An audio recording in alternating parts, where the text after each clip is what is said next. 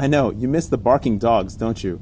I actually got a microphone to try and block out the barking dogs, but it's not compatible with my phone, even though it says it is. So don't get this microphone if you're trying to get something for your phone. Anyways, so the Eachine goggles. These, I made 2 videos on these, and there was a kind of like a back and forth between me and Eachine and Banggood as well.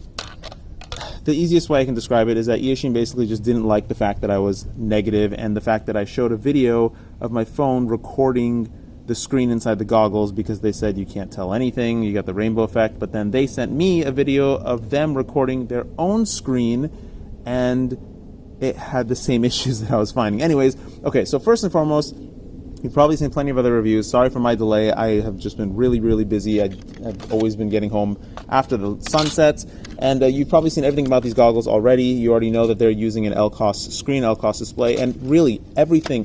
Eachine has done an amazing job on these goggles, and even the modules that it comes with, aside from the fact that they're RPSMA, they actually do have really good signal and really good range. They are comparable to any Furious, LaForge, or anything that I've used in the past. So the modules, if you want to get these modules, they're actually perfectly fine. And you do have true quad diversity, except that the switching between them is a little bit slow, and I don't think it actually switches properly between different modules. I think you have to use its own modules for it to properly switch between them. And even if you use those, it's still very slow. Overall, the goggles are definitely a solid step up in quality of construction and usability and fit and everything from Fat Shark's, except for the screens. Now, I'm not a huge fan of LCOS in general for this kind of product, but I also don't think that it's a bad it's not a bad technology to be used for this product. But I'll go over that in a second. Let me just quickly do the rest of the run through. It comes with a pretty awesome battery. It comes with a really nice case. It comes with these 2 faceplates that fit on the thing impressively well, really impressively well, especially this one that's made for like Furious and LaForge modules with all this bulkiness. They fit over this thing perfectly. It comes with this faceplate thing, which has a very similar fit to Fat Shark's. It does not fit my nose, unfortunately. The SD card with this faceplate on, I know it's a small little detail, but it's really easy to get out. On my Fat Shark's, I have to like fling it out of there for it to pop out. The fan on it has 2 fans, one that's always on and one that you can turn on and off, which is wired into the power circuitry, which is really nice of them to do. It does blow more air than the Fat Shark's, and it does not have an on-off switch, but the DC module, or the plug for the battery, is much easier to find on these goggles than the Fat Shark, so at least that's better too. Overall, everything about these goggles, except for the DVR and the screens themselves, is as good, if not better than Fat Shark's. The nose, it doesn't fit my nose, unfortunately. Fat Sharks don't fit my nose either, but that's just an unfortunate reality. So the LCOS display and the issues that I had with the LCOS display. So I first tried this with a Furious V3 module, and at this point, this Furious V3 module has burnt out. I have no idea if it burnt out as a result of being used with the goggles, or if it just burnt out on its own, because it's from Furious. Anyways, I think that this module was causing most, if not all, but most of the problems that I was seeing with the screen. Also, both times that I actually used the goggles, it was in the morning and it was relatively low light, but also a high contrast environment.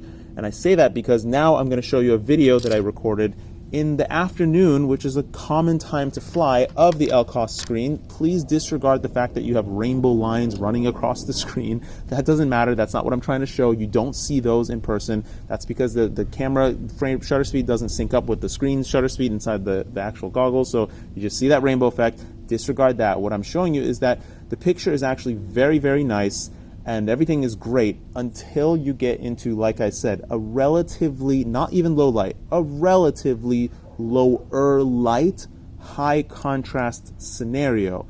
And over here, you can see that I've frozen the image, and you can clearly see the blurring of the colors. Now, I didn't watch everybody else's review, but I don't think other people actually mentioned this. I know that Andy RC thinks it's perfect and he doesn't know how they improved it. And I would say that it is definitely better than the original Top Sky goggles, but I personally still would not recommend these goggles for the sole reason that this is a reality and you will run into this color blurring and also some motion blurring if you don't use the right kind of receiver module. I cannot even confirm that because I don't have any other receiver modules that will fit into this thing, because the other Furious modules have their own little thing in it. I don't have my Crossfire yet, or I don't have my Rapid Fire yet. Like, I can't confirm anything else. Sorry. What I can tell you is that I'm not a fan of this particular LCOS screen because it is high resolution and it is cramming the very low resolution signal onto this high resolution screen, so it's blending pixels. No, you don't see the pixels, but it's also not quite as sharp and crisp as a lower resolution screen. I know that's contradictory, but that's just the reality of it. My Fat Sharks look drastically better than these screens, and even for the lower price, I would not recommend these goggles just because of the screens. The DVR is complete trash, but I'm pretty sure they're gonna like update the firmware or whatever on it to make it actually work properly. Everything else about them is totally fine. I would say, surprisingly good job by Eachine. I don't appreciate the fact that they are managing their reviews and they're specifically telling people not to say bad things, because I don't really care. I'm going to say whatever I say anyways. I forgot to mention that my discussion with Banggood, Eachine, and a couple other reviewers was to try and figure out if I received a defective unit. Eachine said that they tested each unit before sending them out, and none of them were defective. So I don't know what the other reviewers are seeing, but I can only explain what I am seeing, and I tried my best to show you what I was seeing as well. Yeah, so that's that. Lastly, I also forgot to say that I personally cannot bring my head close enough to these lenses to be able to see the entire screen with my eyes. I don't have a pair of -2 diopters, but I feel like if you did have a pair of -2 diopters, I would install them in these goggles, and it would probably help tremendously to be able to see the entire screen, similarly how it does on the Dominator HD2s or whatever HDs that needed the -2 diopters just to kind of fix the super duper blurry edges. I have a tree full of crows and a whole bunch of dogs next door. We have a whole bunch of new props, and I haven't really been discussing props too much lately because I feel like we have a lot of really good props now, and I really don't need to discuss them as much. Back in the day, we didn't have any good props. They were all pretty much crap, so I did discuss them because it kind of did matter. But as long as you're now using a prop that was made sometime in the last year or so, you really can't go wrong, and it's more preference than anything else. That being said, we do have a new prop from Racekraft, which I'm going to show you, but they told me not to show you the hub. So here's the blade. The name of this prop is the 5051 V2. So back a while ago, they came out with a 5051. I think they also came out with a 5045, which is kind of supposedly their more acro blade. This prop feels more like a 5045 than a 5051. As I've said in the past, these naming schemes that these prop companies come up with, I'm not so certain that they actually mean anything with regards to the prop specifics. I think they're just names so that you can understand what the prop is, and it's kind of peculiar that so many different companies have so many different names and they keep coming up with unique numbers to name their props, like the Gemfan 5149. I mean, is it really a 49? Anyways, so this prop, I'm going to compare it against the HQ 5.1 by 4.5 by 3, which I personally think is one of the best overall general props to use for everything. And compared to this prop, the new Racecraft prop has much better low speed control, significantly better low speed control. It doesn't quite have the kick, the pop, the punch of this prop, and also doesn't quite have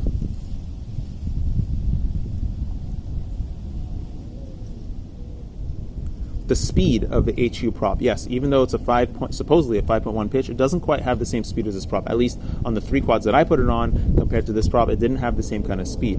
But it does have much better low speed control, and it also has this wispy quality to it that I've spoke about in the past that's really hard for me to explain. The best way to know what that wispy quality is to try the old HQ 5x4x3. That prop has a really, really nice, like wispy, almost raspy quality to it that it spins up and spins down really quickly and has really nice response. So the Racecraft blade has that kind of similar response. Not quite as good as the 5x4x3 from dated way back when, but very, very close, and it's very, very good. It is about exactly the same efficiency as this HQ blade, and I talked to them about the fact that it's a 5-inch prop, not a 5.1-inch prop.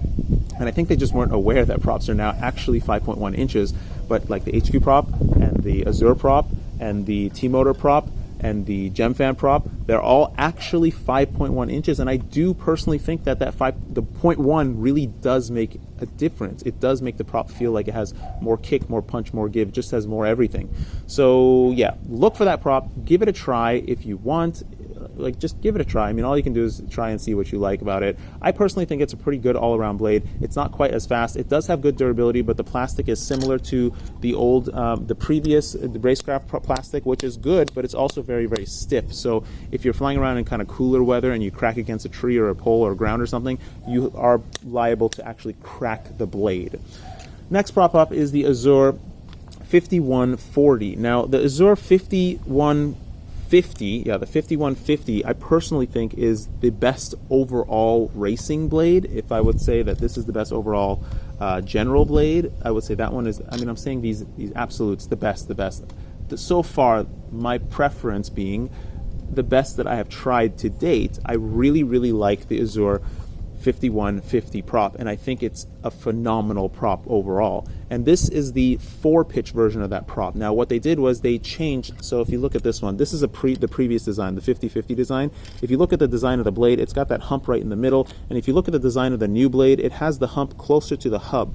And that's pretty much, as far as I can tell, the main difference between the old design and the new design, and it really makes a drastic difference. The 5150 racing blade has amazing grip, amazing speed, amazing efficiency, amazing durability. It really ticks all the check boxes, and it's really, really nice prop.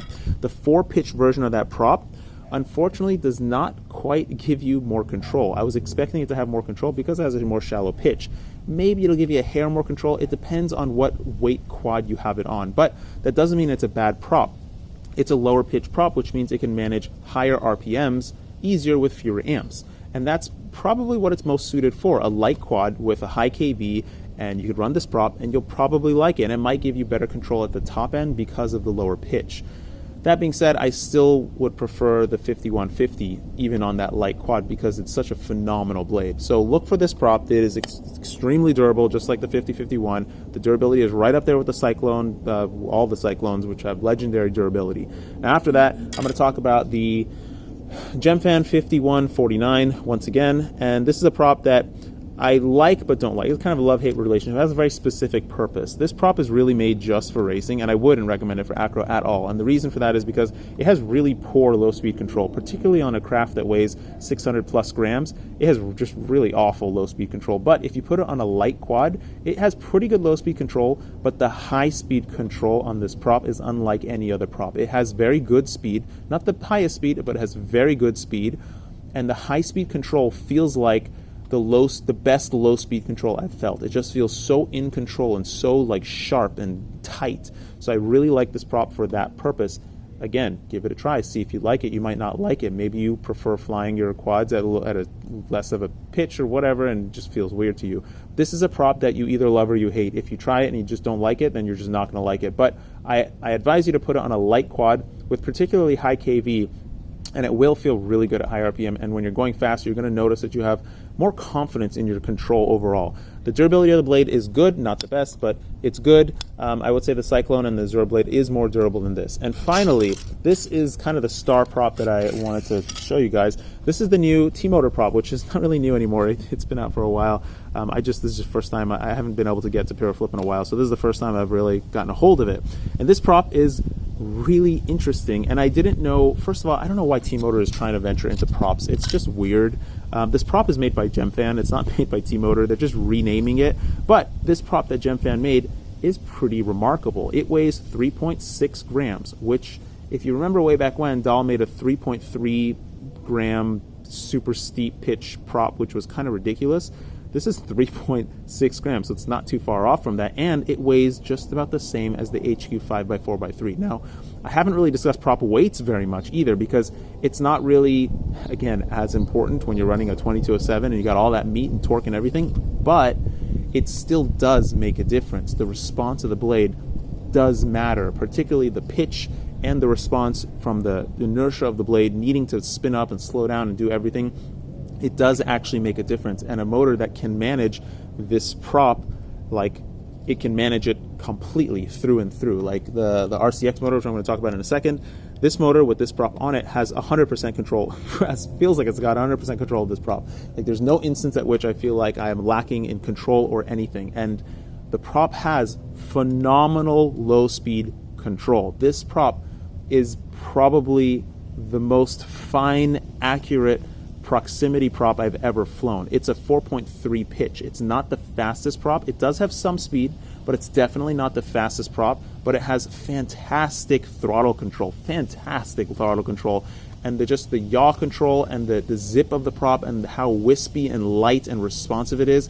It feels like a totally different prop compared to the HQ props, which are also very, very good, but the HQ props just do not have that fine low speed control compared to this prop. One thing I absolutely despise about this prop is the packaging. It's the worst packaging ever, and Azure is culprit of the same stupid packaging. You can't fit this package in a box, you can't fit it in your bags properly, you can't reuse it, you just throw it away. Why can't everybody just put it in Ziploc bags like HQ does? Anyways, I would recommend, if you like flying acro, or if you just have a super lightweight racing quad, like I keep saying lightweight racing quad, which really is like a really lightweight racing quad with 2205s or something on it, I think this prop would be really awesome. You'd have really good speed because it's light, and you'd have really, really awesome control, because this prop has probably the best control, not the best grip, but the best control compared to most other props I can even bring to mind, other than the original HQ 5x4x3, which is still a great prop. But yeah, I would highly recommend, if you like acro, give this prop a try. I would be surprised if you said you didn't like it, but you have to give it like a full pack try. The other thing I forgot to say about this prop is that it is smoke gray or smoke black or whatever, smoke, and I personally love that color, not just because it looks cool, because it's the least visible color prop on your camera. If you have props in view, you probably will almost never see this prop unless it glistens against the sun. Here is the Magnum Mini. This is the new Magnum Mini. I literally just got this right now. I just got home and got this, and it's from Emax, and it is a 6S 20x20 ESC, but it's not really a 20x20 ESC. It's a little bit bigger than 20x20. As you can see, it does have a 20x20 flight controller on top with a half 20x20 VTX on top, which literally looks like they sliced the boards in half. So I'm betting that they actually made the boards in a full 20x20 and just chopped them in half to put on each board. Anyways, you can see that the ESC board is a little bit bigger, and I would call this ESC board the first of its kind that has these kinds of nice caps already built into the board, which is very, very nice. You don't have to worry about it, which is really, really clean. I really like the layout of this board, and I do think the most special thing about this is the 4-in-1. If you do get this, I would recommend you swap out the plastic hardware that's built onto it for just metal screws, because in my experience, these plastic screws, they do snap pretty easily, and that's just really annoying if you have to take apart your whole quad to replace your stack screws. But the 4-in-1 ESC is awesome, and I hope to be using it with a very special flight controller that I hope is coming out very, very soon. So this is the Tooth Fairy frame, and this is the Magnum stack, and the direction you would probably want to, actually, I just realized another direction you can build this in. So you could build this stack inside the Tooth Fairy frame like this, with the caps pointing forward and the battery leads coming out the back.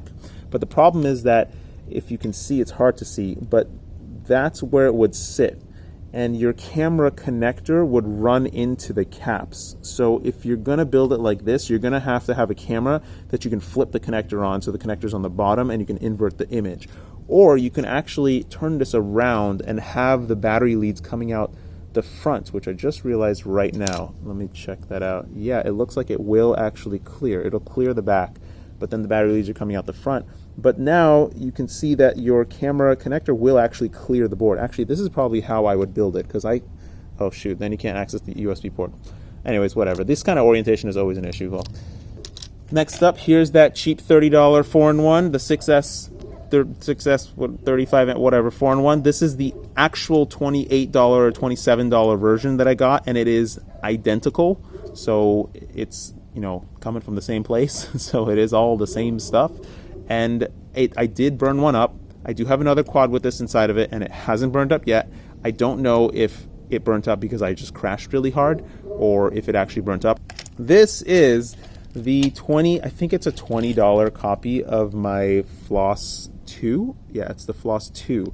And somebody showed me this morning a company that's trying to sling all of my Floss frames, all my designs, for like below the cost on our actual cost of making the frames. and they've also copied my Floss 2.1 and pretty much everything I've made at this point, except for the FlosStyle.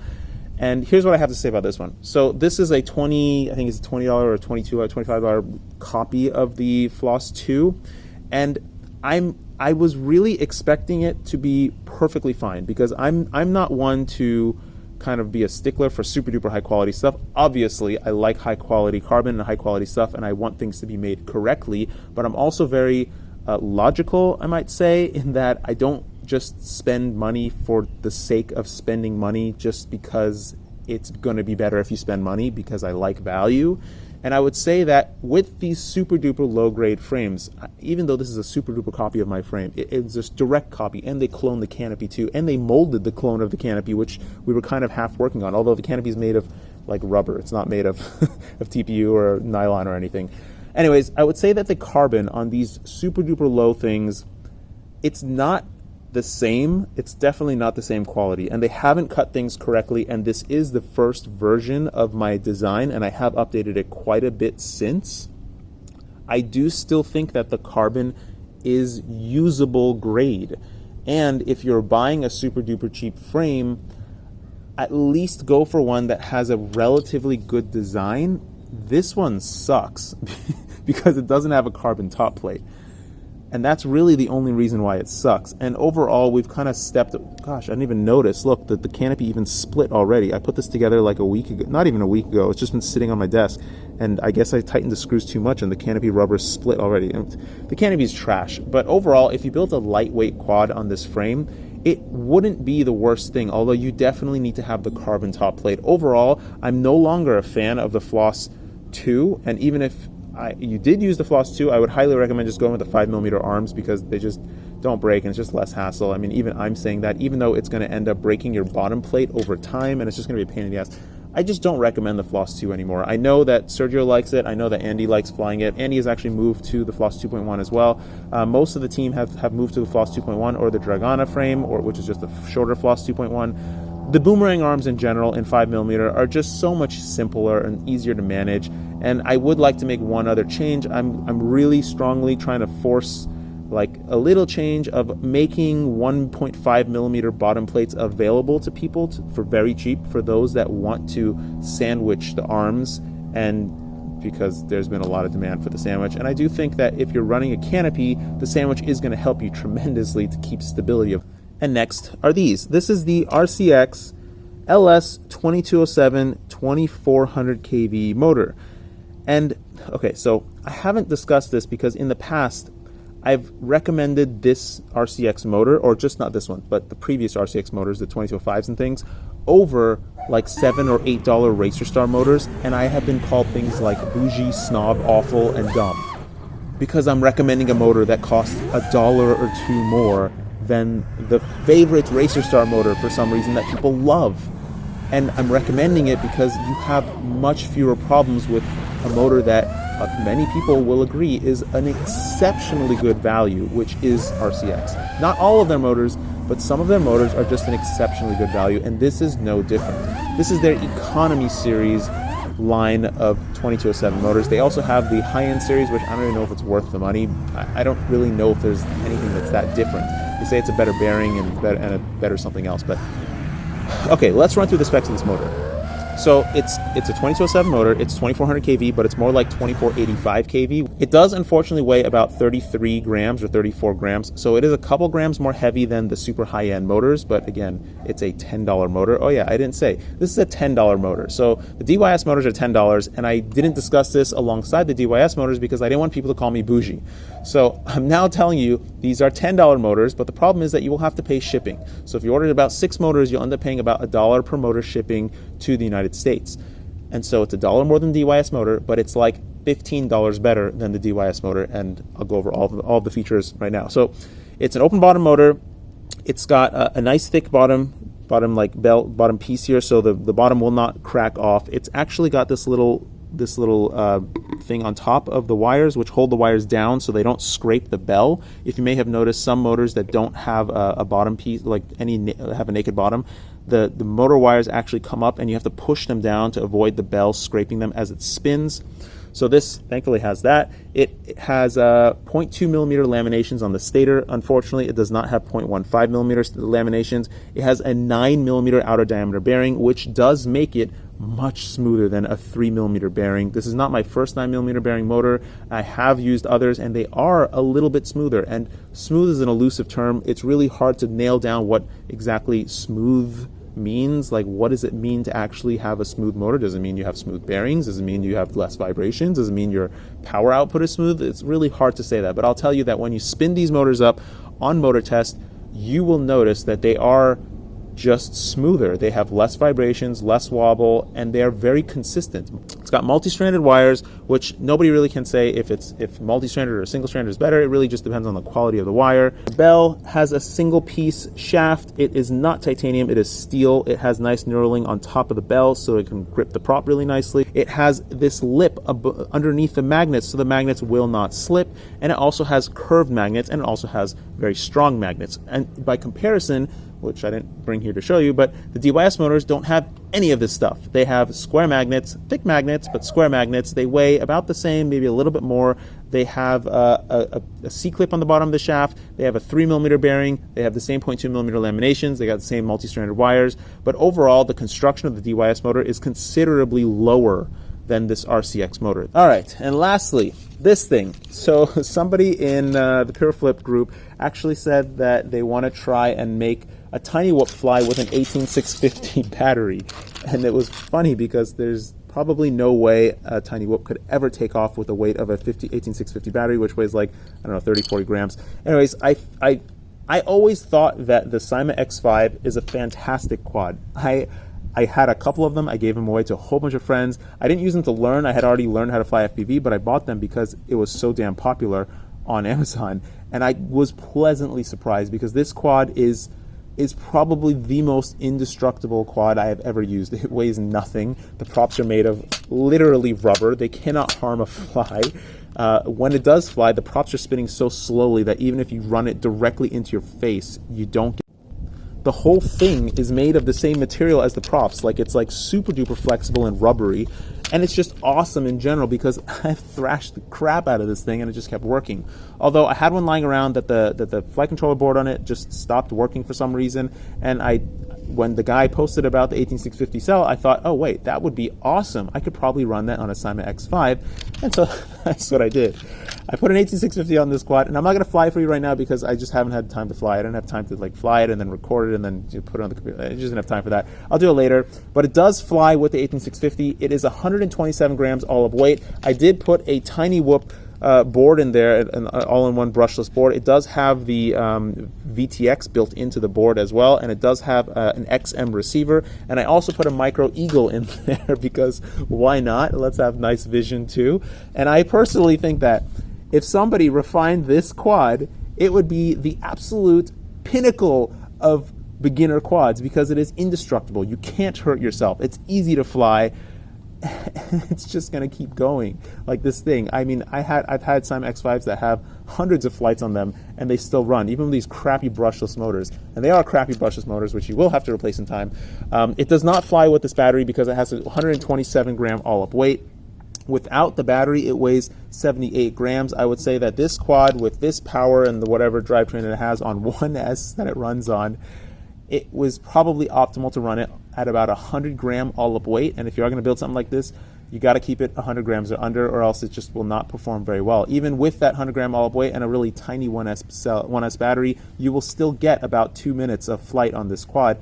And it is actually fun to fly FPV.